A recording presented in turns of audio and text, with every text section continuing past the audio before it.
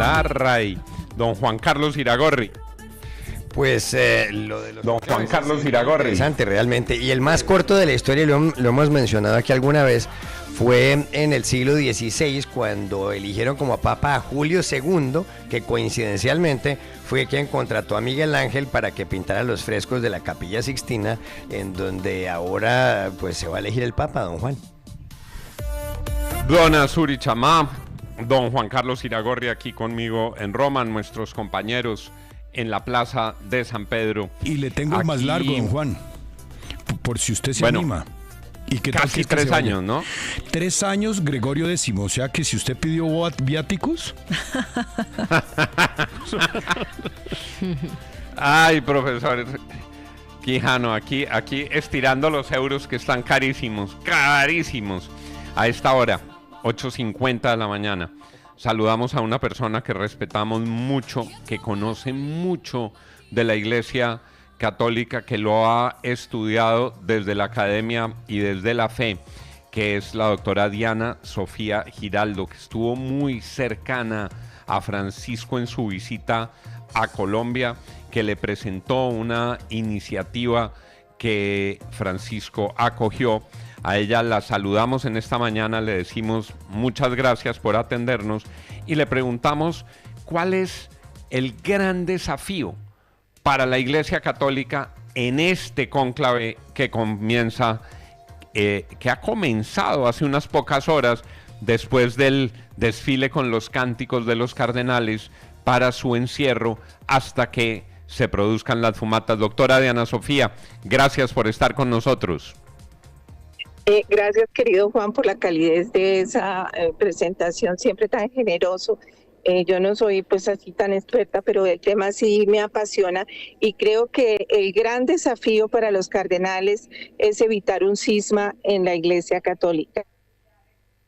Y evitar el cisma, perdón. ¿Por qué en otras épocas se produjeron cismas y qué riesgo hay de que en esta época, ahora o en el futuro próximo, se presente algo similar? Sobre cuál debía ser el perfil del nuevo Papa y si debía ser más pastor que político, más político que pastor o un pastor político. Y todos coincidían en afirmar que se necesitaba un papa sabio, político, pero que no generara confusiones doctrinales. De una u otra manera era un cuestionamiento tácito a Francisco. Es decir, se busca un papa que mantenga la Iglesia unida, pero es muy difícil en este momento echar para atrás todo lo de Francisco. Francisco era apertura, Francisco era cercanía, Francisco periferia, Francisco los pobres, Francisco la misericordia, Francisco la acogida.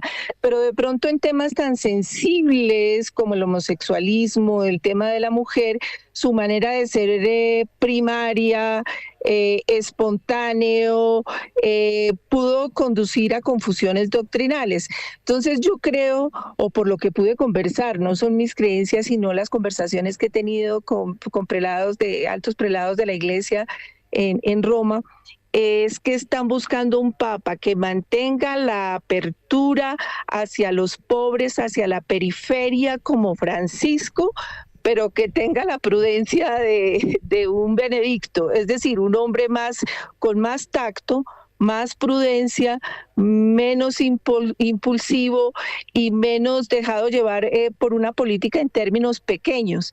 ¿Cómo podría decir esto? Circuló una carta y esta carta no tiene firma.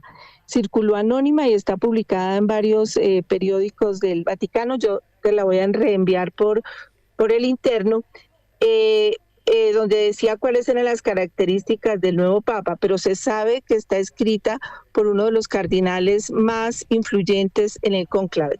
Entonces hablaba de buena reputación. ¿Por qué? Porque se ha demostrado que todo el mundo tiene historia y no se podría elegir a alguien que tuviera la más mínima mancha. Se habla de una fe sencilla, carisma paternal, porque Francisco nos hizo sentir a todos que era padre, que era cercano, que abrazaba, que tocaba, que se juntaba, que reconocía, que miraba al otro en la dignidad de ser humano y que sobre todo a los más desarraigados y a los más abandonados de la tierra. Un hombre con experiencia, competencia y sabiduría. Insinuaba que no perteneciera a una orden religiosa, decía esta carta, precisamente para que los acogiera a todos por igual, pero también pedía mucha sabiduría. Porque, ¿qué es la política para un papa? Porque yo le preguntaba a uno de mis amigos, pero bueno, ¿se necesita un papa político? Dijo, claro, que sea pastor, pero que sea un gran político, sabio. Dije, ¿pero qué es la política? Un poco con delicadeza me decía, no lo que era la política para Francisco, es decir, un papa que sea político, pero que no sea mal político. Entonces ahí uno recuerda los cuestionamientos que se le hicieron a Francisco por la falta de cercanía a la gente, a la violación de derechos humanos en Nicaragua, en Venezuela, en Cuba, un silencio que en algunos momentos sonó a oxígeno para ellos. La gente de María Corina Machado, el presidente electo, trataron de acercarse y conseguir una audiencia con él, y sé de primera mano que se las negaron. Entonces decía, no es esa política que era un poco llevada, digamos que la debilidad del Papa Francisco, su talón de Aquiles era la política en el sentido de privilegiar a unos y desconocer esa violación de derechos humanos en estos países con tanto sufrimiento, una política de izquierda, peronista, como quisiera que lo llamaran. Entonces ahora están buscando ¿qué es la política? Entonces yo le dije, ¿cuál es la política? Y me decía, la política es el evangelio. ¿Qué dice el evangelio? El evangelio dice para todos, buscar la unidad, buscar la reconciliación en los pueblos, buscar el acercamiento entre los hombres. Eso es la gran política y eso tiene que ser el próximo papa. Entonces yo creo que buscarían un hombre que mantenga el pensamiento de Francisco, pero que tenga una personalidad más recogida, menos personalista y menos un poquito llevado de su parecer, como era el Papa Francisco. Genio, todo genio es difícil y todo genio y este hombre nos enseñó y nos recordó el sentido de la vida, del acercamiento, de los pobres, de las necesidades, de la igualdad, pero al mismo tiempo se comenta entre ellos que necesitan una persona mucho más prudente.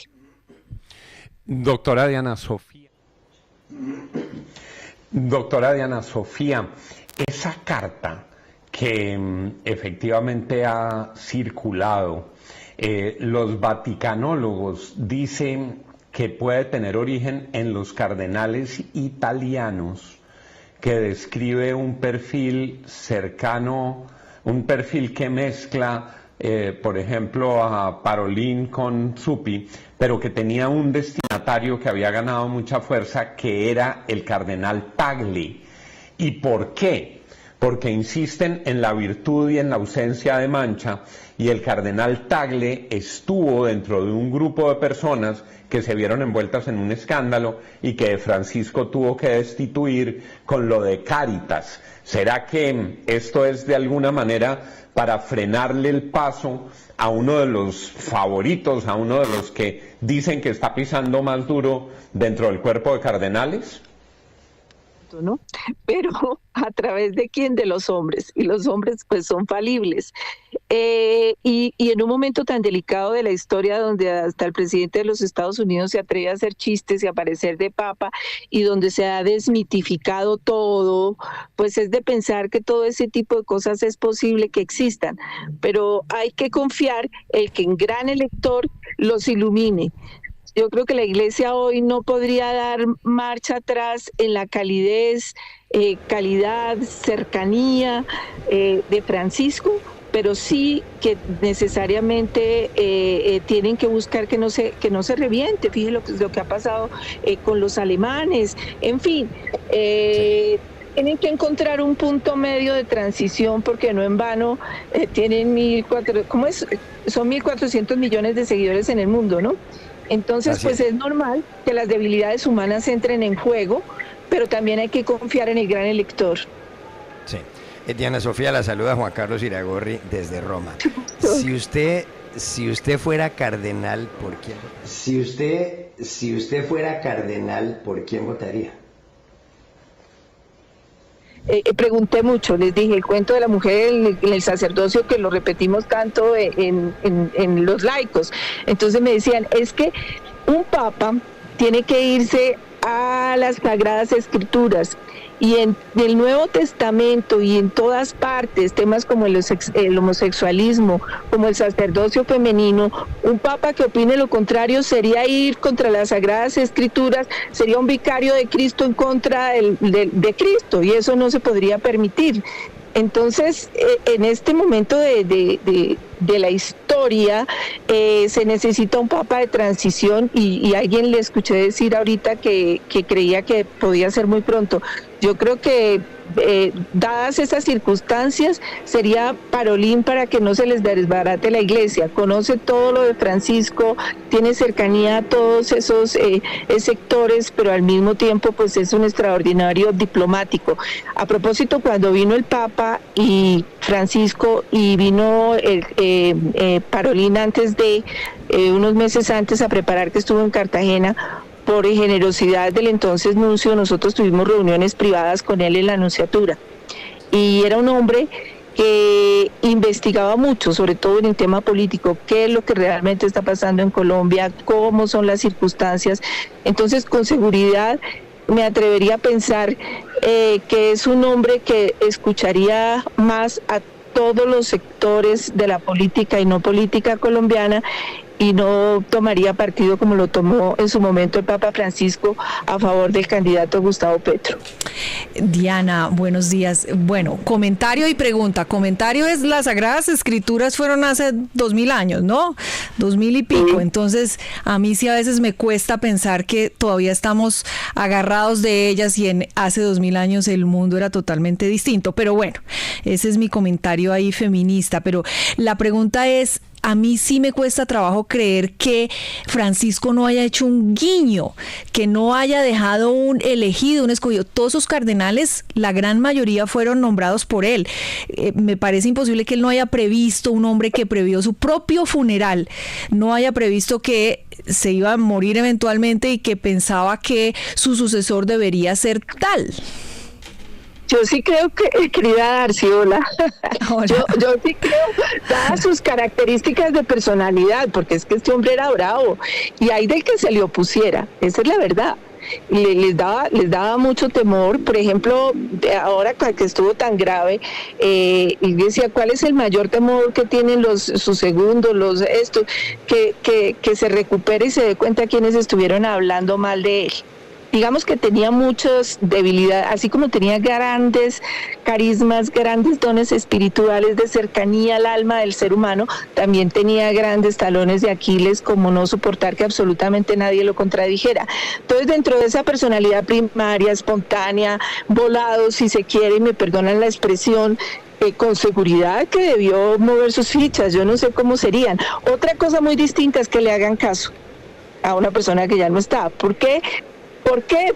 Porque están jugando miles de intereses, y porque muchos de los que estuvieron en su contra, así estuvieran cerca, tuvieron que guardar silencio porque temían mucho las represalias. Él se ponía bravo y sacó a mucha gente injustamente de la iglesia, porque lo contradecían públicamente.